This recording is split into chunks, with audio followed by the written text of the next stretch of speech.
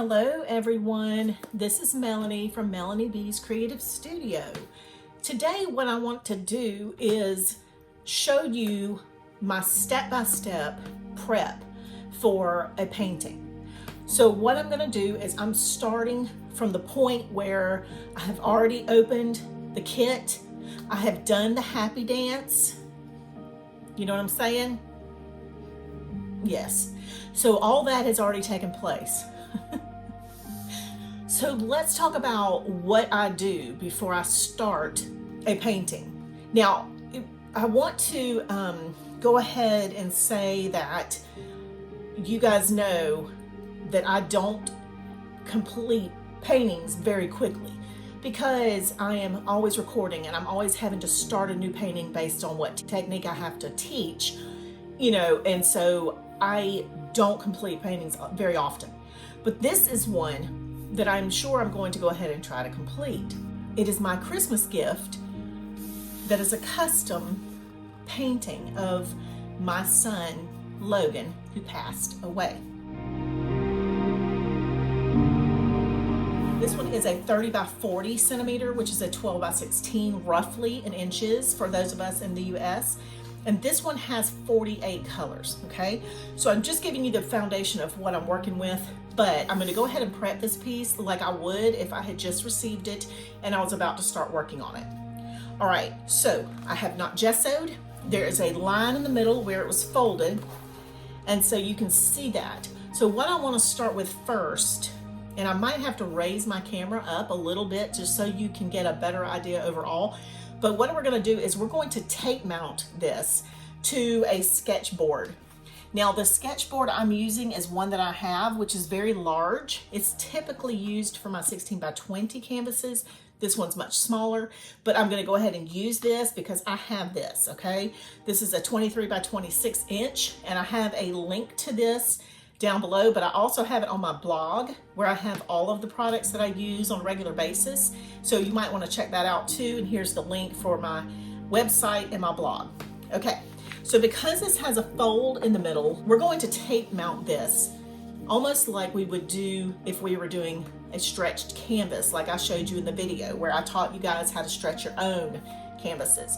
So that is the process, the mentality that we're going to use when we do a tape mounted piece, and especially if we're trying to pull out folds. I have raised up my camera a little bit, so I'm hoping you're going to get a better angle of this piece. So I'm going to use frog tape, which comes off a little easier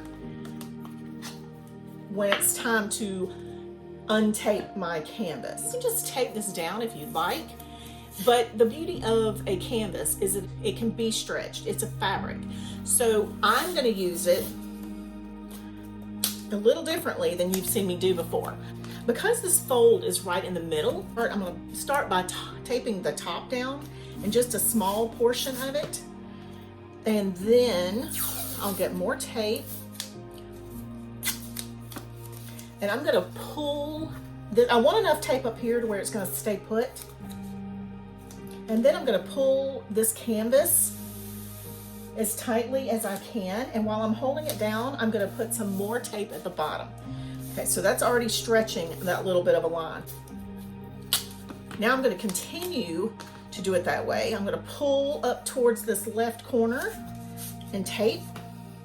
And you're going to start seeing some other little air bubbles and stuff, but don't worry because it all works itself out. All right, now I'm going to pull from this side as tight as I can and tape. So now I'm going to do these two corners, pulling as tight as I can.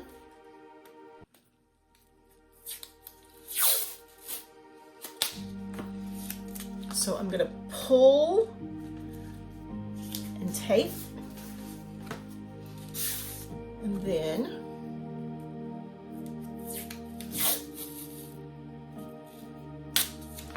I'm going to pull this corner and tape. Now, usually with a canvas on a stretch bar, you're also pulling on the long sides too. But since I'm trying to pull this out, I'm moving it this way first. Normally I would alternate and do this side, this side, this side, this side, and then I'd go back around. Well, in this situation, because my wrinkle is in the middle and it needs to be pulled this way, I am going to tape the sides down, but my focus is on these ends. So I'm gonna pull this. Now I'm holding on to the other side only because I don't wanna loosen up any of this. And I'm gonna tape it down. And then I'm gonna stretch it and tape it down. Now, if I want to go ahead at this point and tape up along this line to make sure that line stays crisp and clear and pretty, I can go ahead and do that. So I'll do that right quick. This is not a step you have to do, but that's what I'm gonna do because I like being able to paint right up to the edge.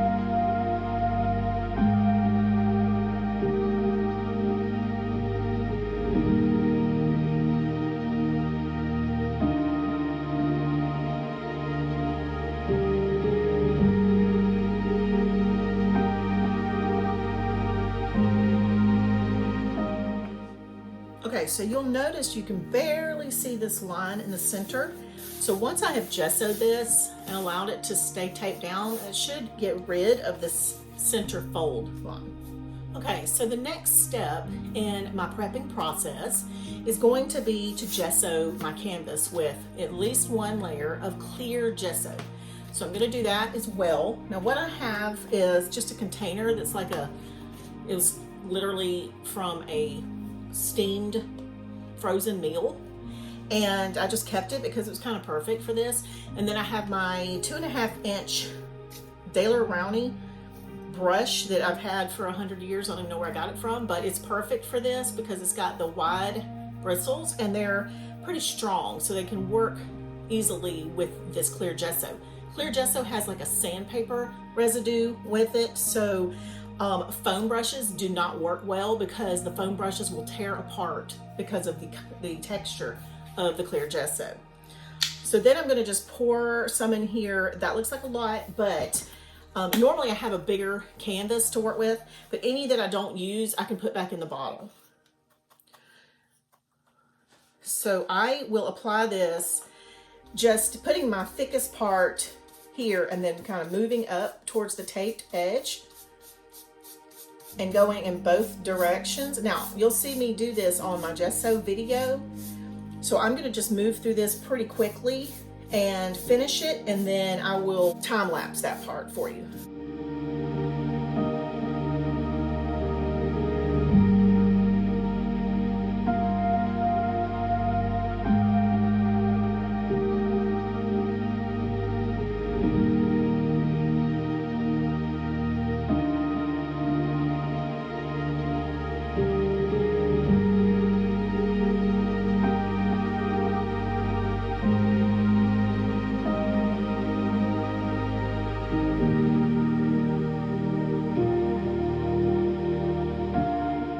See, I didn't use a lot of that gesso. I see little spots here and there that might need to be covered, but the best way to tell where you might need more gesso is to just kind of look at an angle and see if there are any dry spots. And it does dry fairly quickly, so you want to do that as soon as you can so that you can tell the difference between where you might have missed and something that's already dried, because I'm putting on a very thin layer, you guys. It looks like